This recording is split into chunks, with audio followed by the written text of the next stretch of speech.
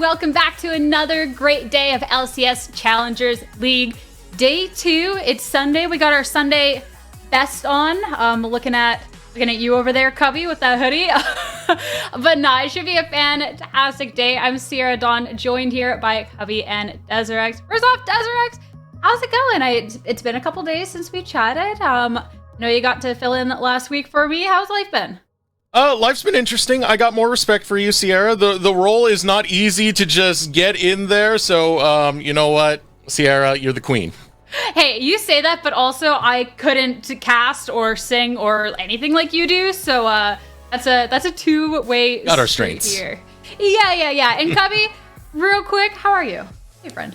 I'm great. It's always good to be back with you two. I will say I am missing playoff football for this. So if anyone ever questions my love of League of Legends and NACL, this is the proof right here. All right, this is it. All right. Well, we might not have Go Niners. That to watch for you today, but we do get to start the day off kind of like, you remember back in elementary school, they pull off the TV and you have a bunch of stuff to watch as opposed to just listening to the boring lecture. We have that, and we're going to start it off first with On the Range. Welcome to another year of On the Range. Now, we've been busy this offseason acquiring some new territory. We got some new, some old, some rough and rowdy. Let's go and check them out, shall we? Now, one of the new bloods we got is Masu. He's in a bit of a migratory pattern while he flies to LA, but that ain't gonna stop him. No way. The wild turtle getting lower and lower. Is it enough? No. Oh, no. And that was on 120 ping. Now, another youngin' we have on the range is APA. And in instances like these, it's important to plan ahead. Luckily for Appa, he always does. Yep. Concept following up, APA big. Buying the space. Concept taking a lot of damage right now. Throws out the all-in. First to fall. Now that we've gotten some of our youngins nice and rassled, let's go see how our more mature members are doing. Caution now, we're going to be walking into the top lane kingdom. Now next up we got good old Bradley. He's the last remaining member of his prize pack, but don't let his early antics fool you now, or he'll serve you up some of that humble pie. Young, even with Principal on top of him, I think Bradley's got it. That's another one. He's got Principal too. Pentakill to Bradley. Now as we come around the bend here, make sure you got your flex protection on, or Hanser will get you. Whoa, watch out now! Whoa, Nelly! Is that a real weapon? Arms are flying everywhere! Now this next part of the range is a little bit scarier. We're gonna go check in on our crocodilian friend from down under, Surdy. He likes to hang out with the creepy crawlies of the world, but if he gets you in his sights, boy, he'll get you. Woo! It looks like I got my work cut out for me wrestling all these new critters this year. But as always, thanks for tuning in to an episode of On the Range, and we'll see you next time.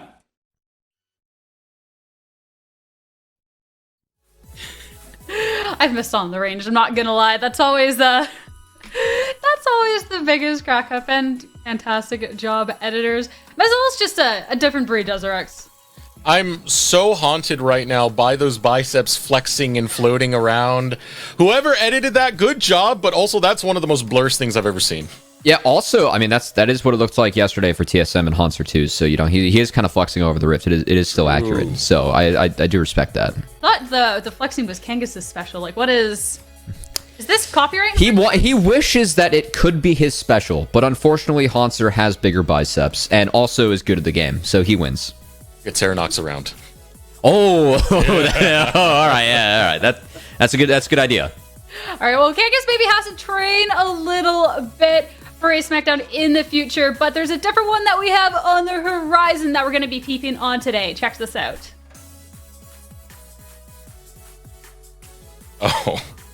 Oh my God. All right, well, you know what? First off, I love the art. Also, when it comes to Jin photos, this is better than Jin Zhao, for sure. Yes. This does top it. But I gotta say, Masu, he dropped 15 kills yesterday in game 2. And like for FlyQuest, he's playing at 100 ping. This is his second split playing competitively, his first at this level. And honestly, he's just been so impressive. I cannot wait till this guy gets in. He can't wait till he gets in. He's like, man, like my top side, like they really wanted to play together. They seem really fun. And I just want to be there with them in person. I talked to him yesterday. So really hoping that that's the case soon. First off, this image is absolutely so cute. It is.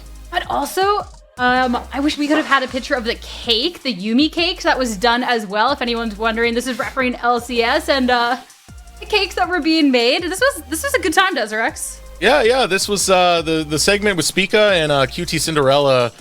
Great start to the LCS, and Spica did spend 2 years in academy before the call up. So great art right there. It's so cute. It's so cozy, just like us. That's a little bit of, that's going in a little bit of a stretch, but going a little away from the cute and cozy here, Cubby, with the sweet.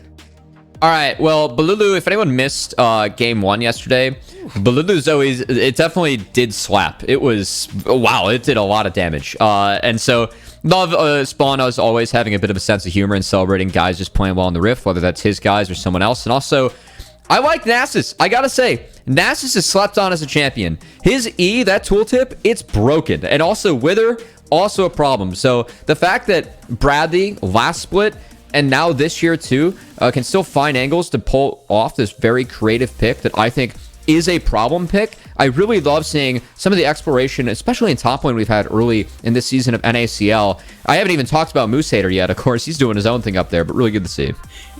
And next up, I feel like APA deserves like an award for like most proud parents. Yes. I don't know. This is really wholesome coming up now playing in NACL. Look at that. That's our boy pictures. Make me very happy. We got the player pictures in. And I feel like that just kind of put that stamp of like, yeah, this is real. APA playing at NACL. Actually, shout out to our production team too for making sure these pictures get in. And also the teams, they're looking good.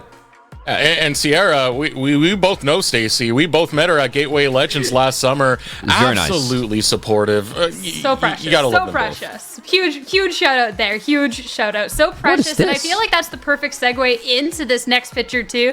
Look at this. Frung Monkey leveled themselves. Thought our Speaking regular of production, monkeys were cute. Look at the League of Legends monkeys go. This is really cute art. This is the type of person I want to get commissions from. Speaking of production, I should throw that in my digital frame behind me. That's adorable. That's wonderful. Yeah, big fan. I mean, I will say, what's the comp here? We got Jinx, Lulu, Soraka, Wukong. I don't like the draft. I will say I'm not a huge fan of that draft, but Hey, production is crushing it. So apparently the draft's working. Okay, that's all I'm gonna say there. We always love checking in on the tweets though. But day 2, it does mean that we get all of that content in Super Sam SmackDown. That has been a really fun one to witness, and we got another one lined up for you. Are you struggling with hype in your life? Well, worry not, friend. This Sunday, we'll have the perfect solution to this problem. Be sure to tune in for an unforgettable night of emotion, discovery, and excitement at the Super Heavyweight SmackDown! You're not gonna want to miss it, because if you snooze, you lose! Introducing first, fighting out of the red corner! This man fell from LCS all the way to amateur, but like a phoenix rising, he scorched the competition on the way to the top! The best performing individual player from Summer Proving Grounds 2022! He's madness, he's deranged, he's insanity! And his opponent, fighting out of the blue corner! This man knows what it means to have vengeance on his mind. For 2 years, he helped carry his old team into top 3 finishes, but never won a title.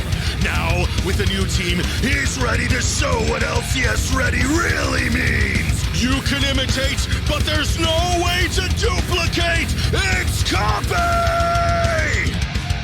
Sit down for a match that transcends the NACL. It's a semi-pro slugger. I'll see you there on the Rift. I actually had caster cams for that one. Just the moment of realization of what's out in Deserex. All right. Good job. Thank you. Kangas on Chain is a dangerous beast. I gotta say. Honestly, that's honestly, respect to that video editing.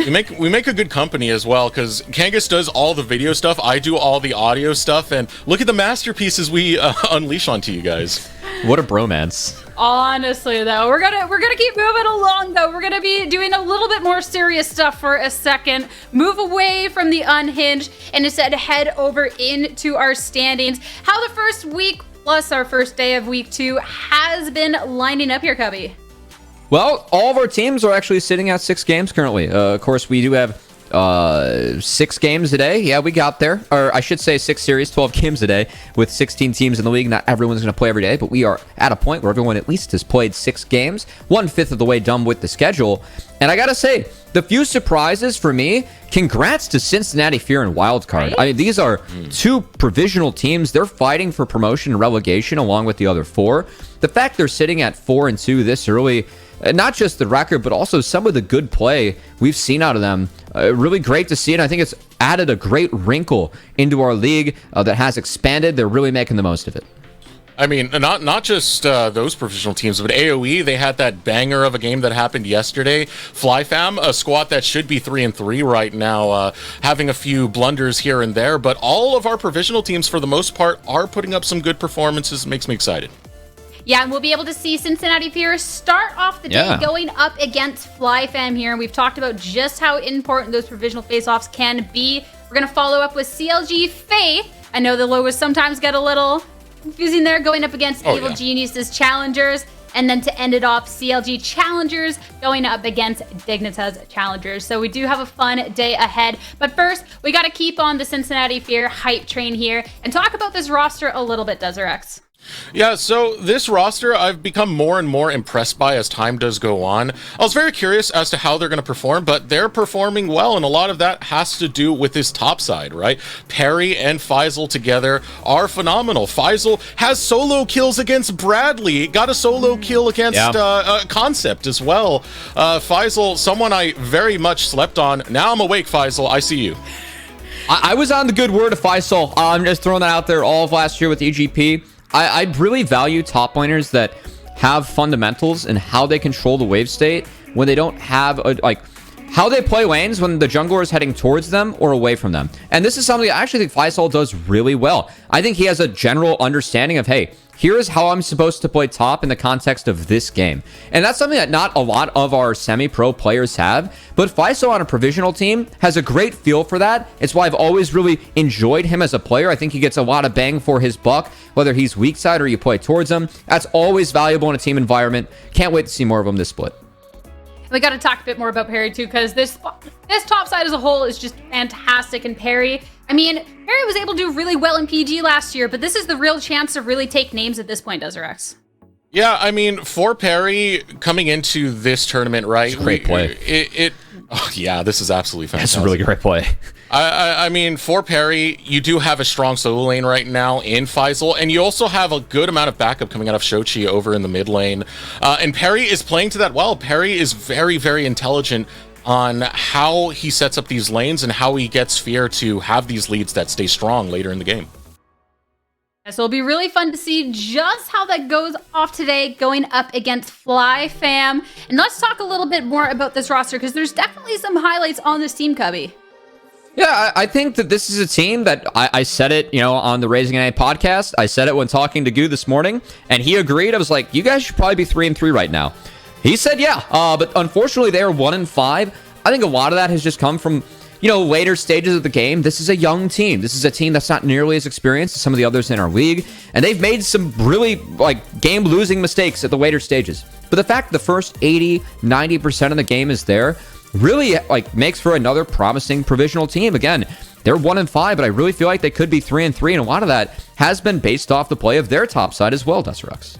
Yeah, Lunacia was someone who was kind of nameless coming in here. We didn't really get to see too much of Lunacia. We didn't have much tape of Lunacia.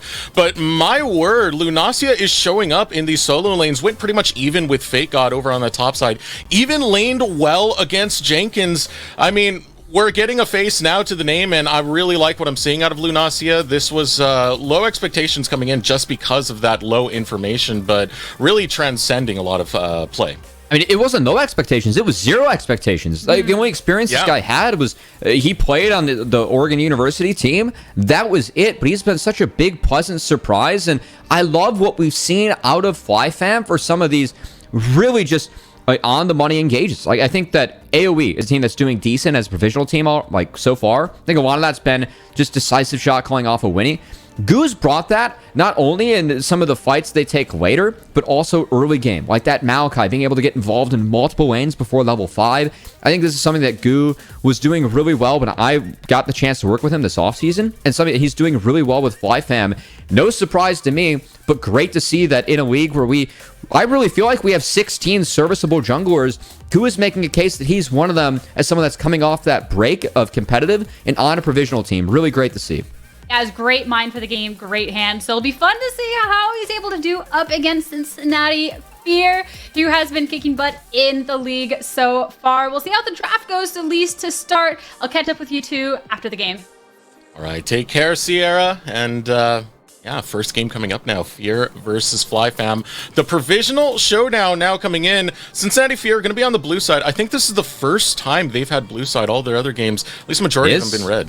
I was going to bring that up. FLYF has been on red side. I think that the real value of that for them has actually been they're using it to make sure that bot lane is set up for success. So they're either they've been power picking Ashe, Varus, and then kind of holding off on Trevor's pick to make sure they give them they get the counter. So I'm really curious to see if FlyFam matches that and actually waits to take their support for Sword to maybe throw the FLYF bot lane a curveball. Man, this puts such an interesting take over on the top side for both teams, because I feel like that's where the power really does lie. I mean, for FlyFam coming into this, we had a lot of expectations on Instinct and Sword, but it's this top side that's really popping off now. Going to put some pretty heavy priority onto these solo lanes. First pick to come in will be Sejuani for FLYF. Yeah, and I like FlyFam taking away the Maokai. This does mean that we're likely to see a Sejuani versus Vi, but also that Sejuani pick. Big emphasis on the top side here for FLYF, and again, holding off on the bot lane picks, maybe waiting to see if they can get a counter. That's something that we could see, is now they can take a double melee solo lane if they wish. FlyFam, though, yeah, I was about to bring up Zeri's on the board, Lucian's off. This is a champion that Instinct's been very comfortable on. It was the champion he got that pentakill in LCS with, so happy to see him pair that up again, and we'll see if it is a Vi or a Lulu here. So nice to have that. It's been a champion that has a lot of presence in the area. Now the next pick coming in for Goo is going to be the Wukong. Goo's a playmaker, and Wukong's a playmaking champion. Yeah, and I love the insta slam here on the Jax for Faisal, as Jax priority really does go up when there is a Sejuani in the game, as Jax is a good pairing with Sejuani, but also that Counter-Strike takes away the Permafrost passive from Sejuani, so it's a little bit of a deny, too, for Lunacia, and also gives them that choice, on 3. They've got to take a Lulu or a Cassante. That's a pretty tough decision to make. Right, next pick coming in, Cincinnati FLYF. All right, you got a bit of flexing you can do with this over in the bottom side. This is something that Minui and Trevor have pulled out before. You can take the support Ashe, or you can take that into the marksman role. That's the first phase now done for Cincinnati FLYF. I don't believe this. Okay, yeah, Garen, go away. We're not going to see that one. So this actually is something that Lunacia has played in the Jax. Also, I think Fake God played it really well. Gragas is something like a bit of a neutralizer, right? You have wave clear. You can dodge out on the Counter-Strike consistently. So this actually means, though, no Enchantress for the Zeri. So really curious to see what kind of pairing FlyFam finds later. I expect FLYF to take some of those away. Expecting a Lulu ban for sure coming out here. We'll see if we get a Nami ban too. But FLYF does have a choice, as they could take away mid laners, as that is the respective line. We got there. That's where I was going. I mean, they've choked up on that support pool pretty heavily. I got stuck on the Ashe for a second. I was like, oh, this is a flex now, man. Yuumi, Lulu, either of them, very, very strong alongside the Zeri. You want a good enchanter alongside the Zeri. Final ban coming in for FlyFam will be the Kassadin, targeting that mid lane pull of Shochi. One more ban for Cincinnati FLYF, and we get to see what's going to go on over on this side with FlyFam. I'm still curious about what the support pick's going to be you want to get with the Zeri. Honestly, I think it depends on the ban here. Again, this could be like Fly wanting to blind a mid laner to keep that support counter. They could want to see where that Ashe wants to go. So something like Syndra has been really big for Shochi, and that Akali pick, honestly, we might see the Syndra come out now. It has been a big pick for Shochi. I know that Akali plus Wukong can attack it, but Syndra would bring a lot of control and the ability to front to back here, so I wouldn't mind that pick here from Fear. So with that Akali, I mean, backlane pick, gotta love it. We'll see what Blaze can do for the backline, but now the response out of Shochi is going to be the Sylas. Quite a few ultimates you can take away that are pretty impactful for the team fight. I look at the Wukong ult, I look at the Gragas ult. It's a bit of a self-counter pick, but you do have that Sejuani, which really helps in that 2v2, so don't mind it here from the side of Shochi if you feel like you can get enough value. And with the Gragas cask, Zeri ult, Akali, I think you have it. I'm expecting a Varus here now. Sneak that Ashe into support, either that or Jhin for the blind. Yeah, Varus. Final pick, that Varus you just mentioned, and now we have a better idea of what's going on over on Cincinnati Fear's side. Also staying thematic, they got the blues and purples with their champions. It's tough now because like the two really good combos for Zeri are off the board, and like Sword has, you could put, I don't know. I think Sword's just kind of going to be forced to take some engage here. Isn't the best for Zeri, so I do think that this draft for Fear, taking that Jax early, it did force Lunasi to be like, hey, I like Gragas into this matchup. I have to take that or Lulu on the side of FlyFam. They made this decision, so now really put bot lane on the back burner. And Nautilus, so this is a champion where you can look to make plays into the Ashe Varus, and if you ever get ahead, it's really easy to snowball with the Nautilus, but you have to get ahead, and you're going to get poked down to very small margins early. I really want to see if Trevor and Manui actually use summoner spells in the first couple of levels just to harass that Nautilus, because you can keep that bot lane under turret if you get ahead. I mean, Cincinnati Fear, Minui and Trevor, we saw that they can be dominant in lane before. It was CLG Faith they had that match against where they just absolutely shut out the bot lane. They do have that potential. I think a lot of this will play into the early pathing that we should be expecting out of both Perry and Goo on the Wukong. I mean, if I'm Goo, I think I have to go bot. Like, we're playing with a Nautilus. If you abandon that Nautilus, why pick it? So, I think Goo doesn't have much of a choice, whereas Perry has options. And look at Perry actually taking that Glacial Augment, Desirux. Up there, and yeah, that's interesting. We do hit the rift right now. Go ahead and spam it in chat. Who you think is going to take this dub? Cincinnati Fear Fly fam always love those interactions coming through. And again, I think I'm really looking at where Perry starts as Instinct. Oh, nearly gets that ward. There is a sweeper that was picked up by Sword, so they could actually prevent or at least take down that ward early if they so choose. But I really think that Goo has no other choice but the path bot, and it looks like Perry is going to match with where he's starting. So again, that bot 3v3, we've seen in this meta how important those are, and it really could, I mean, decide the game. And Goo's been focusing there time and time again in a lot of the games we saw in week one, even in challengers, CLG challengers against them. A lot of focus coming on into the bot lane. Got first blood down there and try to get Minui and Trevor going through creative pathing. Look for more of that coming out from Goo, because I think the expectation is there that Goo should be visiting this bot lane. Again, with that Nautilus, you got to make plays. If not, you're just going to be harassed down brutally by this Ashe Varus. Two picks that outrange Zeri heavily, as you can see. Sword. Yeah, Hail of Blades eats the lethal tempo. Can't even dredge line in. It really is that hard. This is the element that Minui and Trevor like to be in, when they're able to just shove back that lane. It does give a lot for Goo to play this map even better when you do have that strong priority established down there. And honestly, it's something where I think this is a nice thing of growth for Minui. Like for me, Minui was one of the weaker marksmen based on his play last year coming into the league.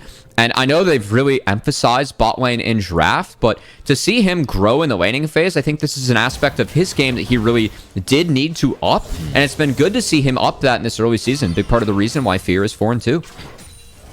And with that, it's them shoving in to this bot wave.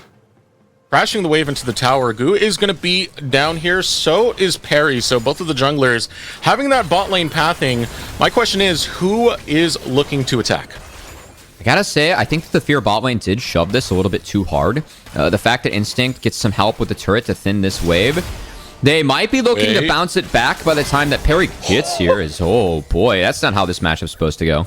I saw the number 15 for a second. Blaze living by the skin of his teeth. Goo's going to start doubling back now over to the Wolf Camp. See if he can provide some alleviation of the problems we have there. That is not how this match is supposed to go. I got to say the Doran's ring changes things up a tad. As Faisal, that's an oops, taking that tower shot. That means Lunasia is going to be able to clean up things no problem here as Goo.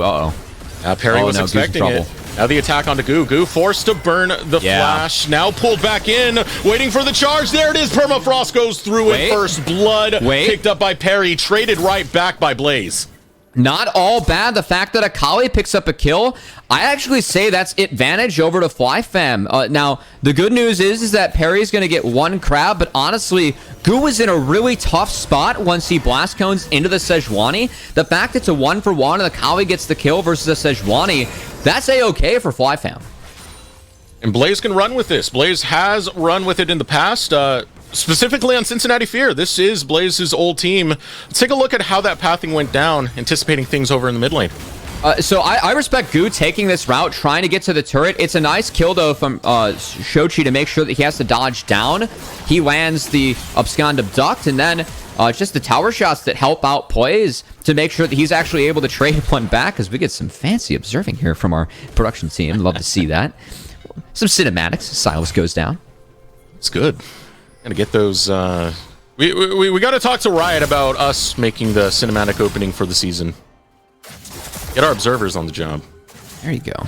Yeah. I can't guarantee we wouldn't include a butterfly. That's for sure. Perry. That's my one promise to the fans. In the bottom lane now is going to be Perry, kind of stalking out the situation.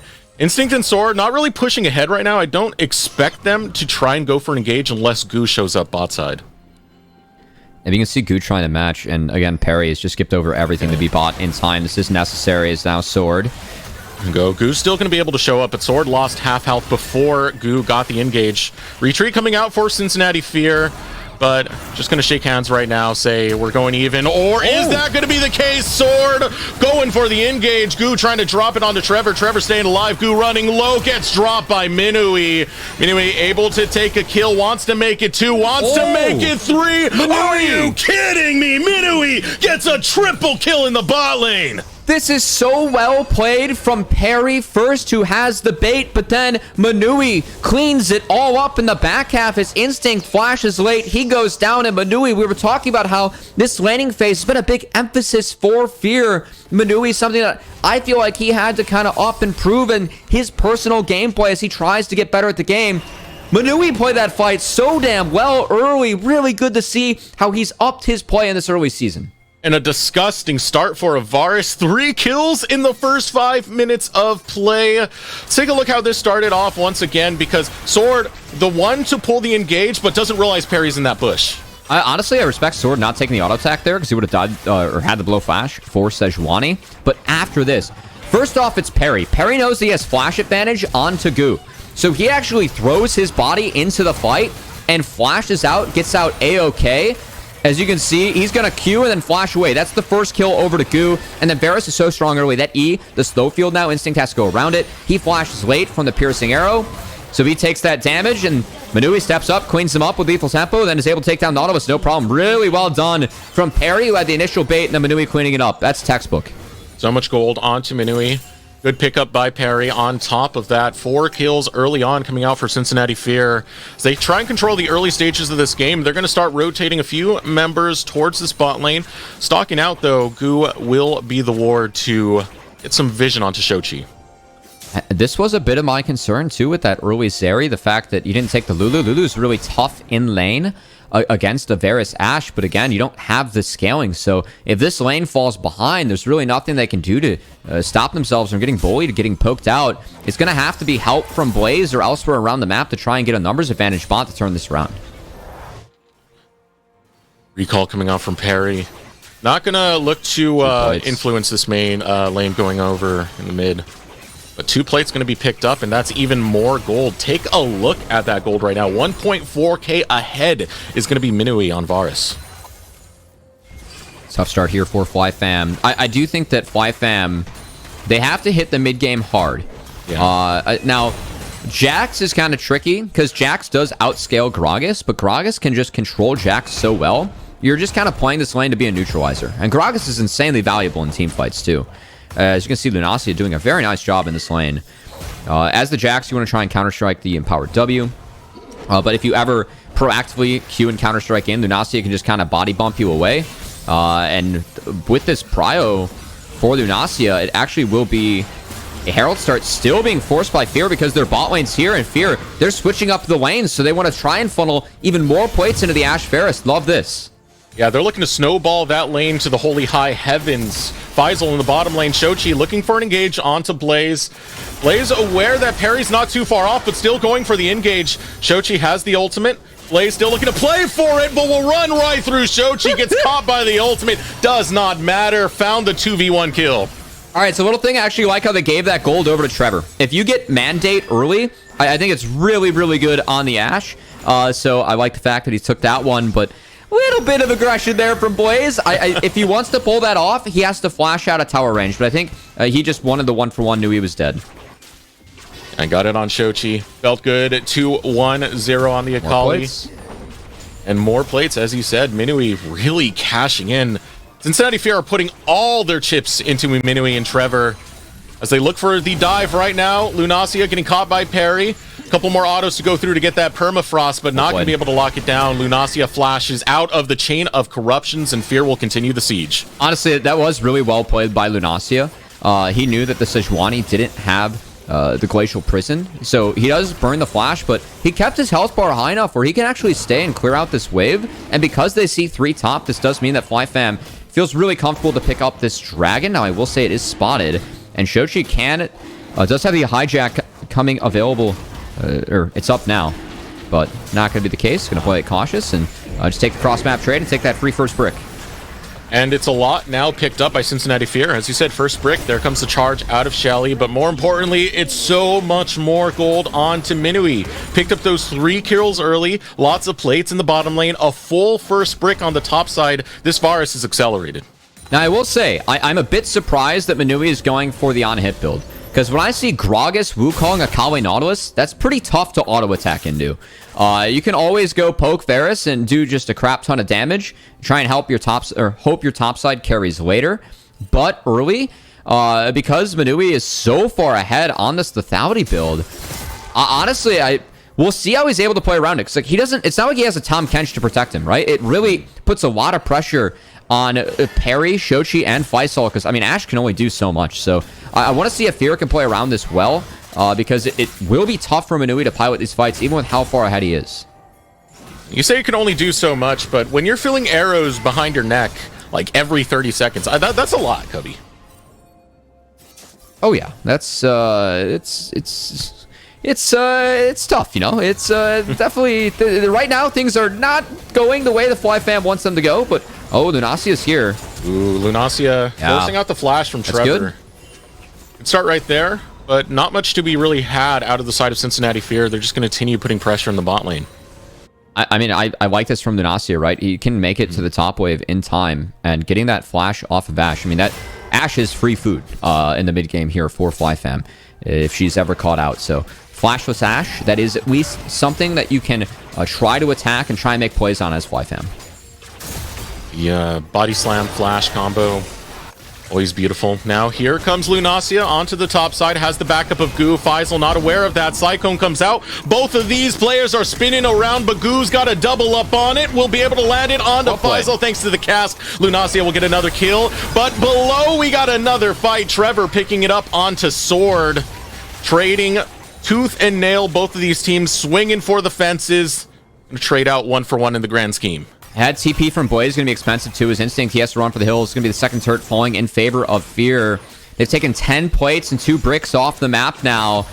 As the counter for Fear, much better than that kill on the top side for FlyFam. I do like how FlyFam are making plays. Faisal was too far up, given where the rest of his team was on the Rift. But still, Fear, they're the ones that are coming out on top. Minui is so far ahead now. This is another brick going into the pocket of It's a 5k gold, dude. I mean, it is all on the bot lane, too. Yeah. Let's see this next back coming out for Minui. The Berserker Greaves and the Immortal Shield Bow already purchased. After that, just a little bit of excess. 3k specifically separating the bottom lane, Minui and Instinct. Do like how Goo is able to get in there off the reset of Parry and the bot side to at least take away the blue buff. Will mean that their next reset is a little bit late. So FlyFam will have to be very careful about how they play the map here, as we do have Blaze going to catch this top side, and a little bit of a change up in lane assignments. Blaze has to be very cautious here. He's the only person on the map. He just had everyone base, so I think Blaze, yeah, go retreat, go catch this wave, maybe go check the red buff, see if you can find anything there. Because at the moment, it's being taken by Fear. Fear, they're really putting their flag on the rift here. They're trying to take some more territory. Oh man, Goo's walking into the brush. Out comes Enchanted Crystal Arrow, and Goo is gone. Up to the sky. Sword will send them for the disengage. Cincinnati Fear claiming this quadrant of the jungle of FlyFam. Yeah, like, because of the reset, Goo just cannot go there. I also think, though, that Blaze shouldn't be on that wave. He should actually be trying to watch the jungle entrances. But either way, that part of the map is not yours anymore, and a good deploy from Fear to take control. Now they're going to shift it towards the bot side as Dragon spawns in a minute. That is the only objective on the Rift. Assume that's going to be all Fear given the lead that they have. The only place FlyFam are finding success is the mid lane right now with Blaze. That was still 2 kills that was picked up on Akali rather early, but it's been a while since FlyFam have been able to capitalize on another play for him.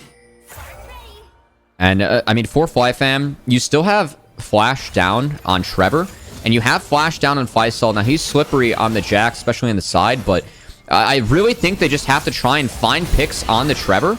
And if they don't, then like things get really tough for them. Because with how ahead Minui is, if you can't take him out in a fight early, and he has a shield bow, it's hard. As Fear actually, that heralds up before Dragon, and it will be taking pride on this. I'm surprised if FlyFam are even stiffing this out. I would try and cut them off on their way back in, but they are not equipped to fight this very well. They are so far behind. It's 14 minutes right now, and 6k separates these teams. FlyFam not in the position to take a fight, but Fear are going to take the fight to them. The engage coming out. Minui bringing that damage through alongside Trevor. Blaze unable to land onto Minui, so Minui can show up and throw down. Blaze will still flash for the kill and get it, but so much more delivered right back by Cincinnati Fear, else they'll take 4. Sword wasn't able to get the depth charge off. He was CC chained even with the Merc Treads as Fear just blow up the Nautilus. And with no depth charge, that is a big tool that can kind of stunt the death ball of the fight. I mean, given the lead that Fear has, it's all them. And again, I'm really surprised that FlyFam took that. They had no business taking that Herald. They haven't had control over that side of the map. I'm just take the Dragon, right? Or try and cut him off going in mid. Try and get any sort of resource around where Fear is at. You can't fight them right now. It felt like they were playing into their team fight, something we know FlyFam do oh so well, but it's still a questionable trigger pull when you're this far behind in the game.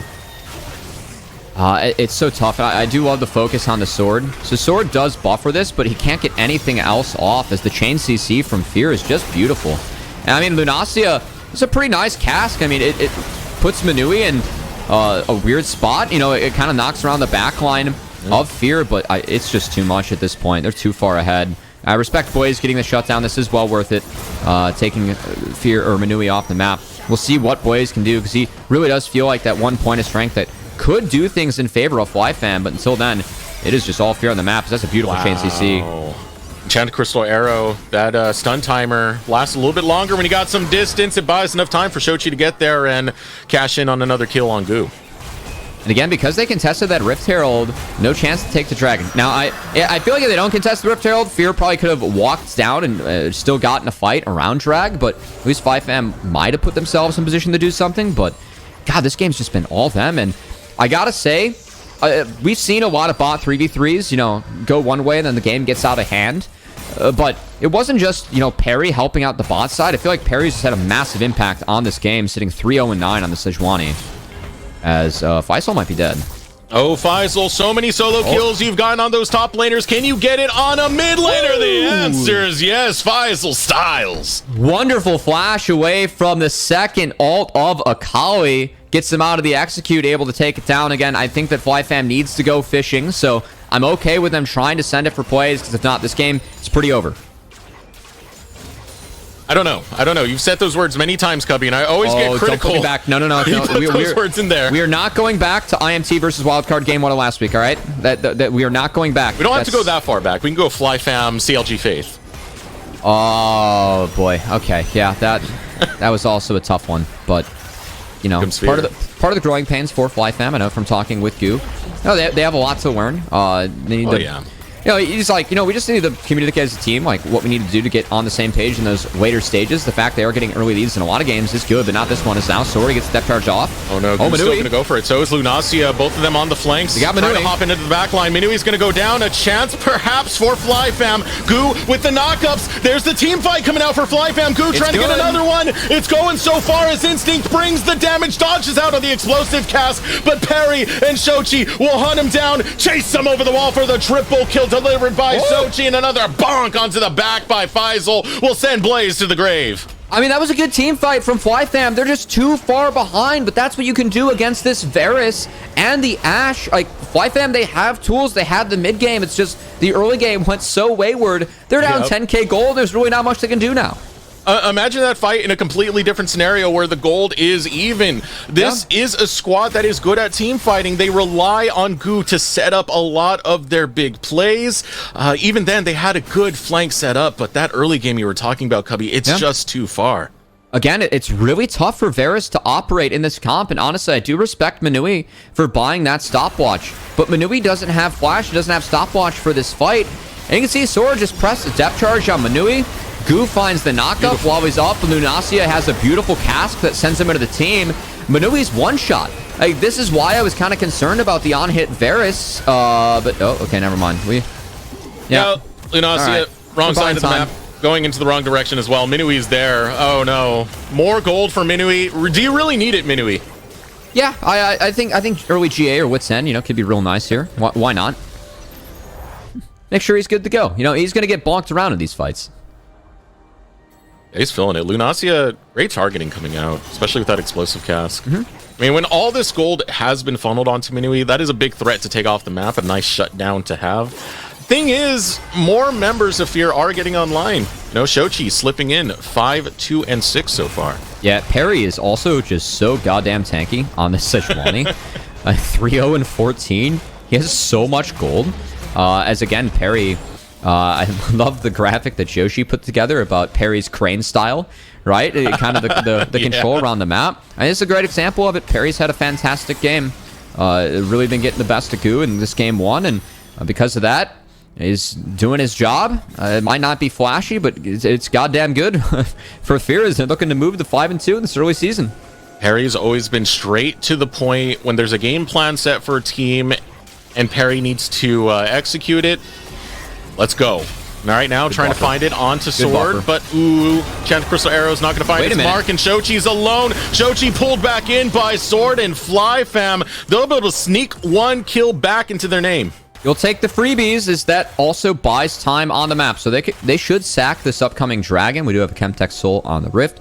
It should be all Fear, but because you take someone off the map, it does give you time to actually farm up some of the sides. So again, well done from FlyFam. It's not like they don't have the tools to find these team fights. I mean, Gragas, Wukong, Nautilus, what you can do with this, and also the setup for Akali, it really is fantastic. It's just that things went so wayward early, they can't really execute a comp that I feel like is not bad for FlyFam.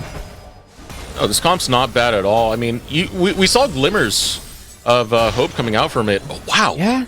I did not notice you could jump that far with the blast plant. That's... Yeah, the steroided up blast plants from the Chemtech Soul are actually they're pretty fun. You can do some wild stuff. Back onto the point, like, the team fight's there. The potential is there. Yeah. Just the gold's not. The bank's not. We got to get a loan, Cubby. I feel like the Chemtech Soul blast plants, Deserux, they're like WWE blast plants, you know? From the top rope. Like, yeah, just like from the top, you jump from the top rope as you go over things now. I would love to see that. I need to see Jax utilize that while Shochi utilizing a Nautilus ultimate topside. Blaze, half health. Follow-up looking for FlyFam as they start to posture up towards this topside. But it's only to make sure that Blaze is not going to go down. That being said, though, this gets Fear to grab another Dragon over on that bottom side. Perry grabbing that. This is the only play that FlyFam have, so I respect them looking, and also like how Shochi steps away. So some little things going well here for our young teams as Fear.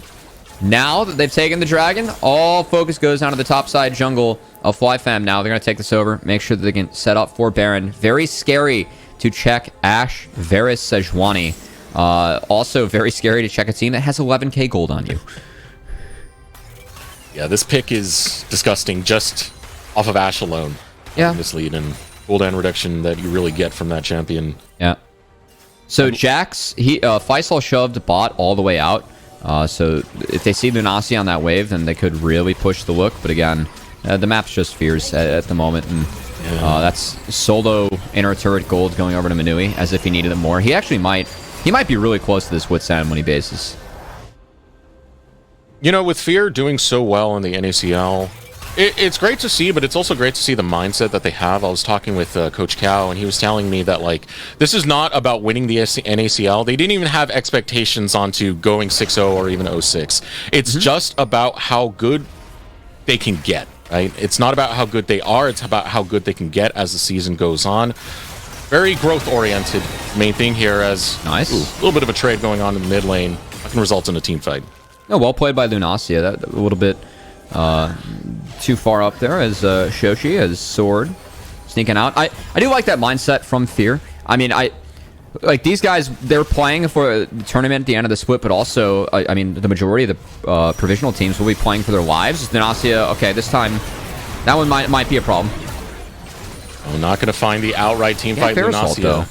Forced to burn the flash in the process. Does get that Verisalt, but still going to be hard to lock down Minui. All those tools still available. Stopwatch, flash, shield. All right, now they're going to be on the Baron. They send Lunasi to the base. Here comes Baron. Quick reset out of FlyFam. They got to get there they got no vision. Hurry. Yeah, they got no vision. It's hard. Going in blind. It's dead, actually. Into the darkness. Right. 4K remains. Yeah, Fear. Simple enough. Goose still going to make an attempt, but the attempt comes far too late, and now Cincinnati Fear going for the engage. Step charge goes off. Sword trying to delay, but it might be the inevitable teleport coming through on the other side. Faisal arrives. Goo getting caught. Uses the Cyclone to try and find a disengage, but Shochi chasing Goo down. Gets caught in the process. A 1-for-1 trade. And now the re-engage coming out. Blaze brings the damage. Going right after Trevor. Hops through onto Minui. Blaze is just cutting through Cincinnati Fear, but the health bar is too low, and Faisal is here. But what a fight coming out from FlyFam. In the chaos, they're able to get 3 back, Cubby. I mean, Fear just went to 2 completely opposite sides of the map, and they left Varus, Ashe on their lonesome. It doesn't matter what gold lead you have. If these 2 champs are alone against the 5 champs of FlyFam, they're gonna go down. And that was really well played by FlyFam. A few instances, the react flash on Instinct to get away from the Jax at the end, make sure they can clean up the rest. Also love Blaze, how he played out that fight. He was in the Akali Dream World where all the CC was gone, and he was up against 2 squishies. Those were the concerns I had for Fear's comp in this game, and why there was an emphasis on Perry, Shochi, and Faisal to peel, but they went too deep, and they got punished. I mean, this is an even fight when you're up 11k gold. Yeah, and this engage coming through, I mean, as you said, Cubby, 2 different directions coming out from Cincinnati Fear. Perry and Faisal headed up north over eastward. The rest of the team. Yeah, again, I mean, it was completely split, and we're chasing down Sword, right? And while this goes on, Shochi trades out 1-for-1, and that's worth it again at this point, and everyone's up here. So I love this from FlyFam, right? They've been doing good things, even if they're 1-5 in this early season. This is an easy, good thing to do, but they take it. They're like, all right, Ashe, Varus, they're on their lonesome. We can take them down, and they're able to execute. Well played from Instinct, too. Wow. Yeah, Instinct has been positioning phenomenally well in a lot of these fights where FlyFam are getting some foot right back in.